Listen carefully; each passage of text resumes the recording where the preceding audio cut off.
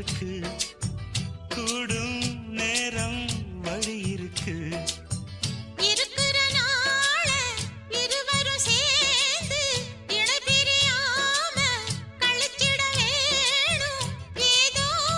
ஏதோ சொல்ல தோணும் அட உன்னோட உன்னான மூணாகும்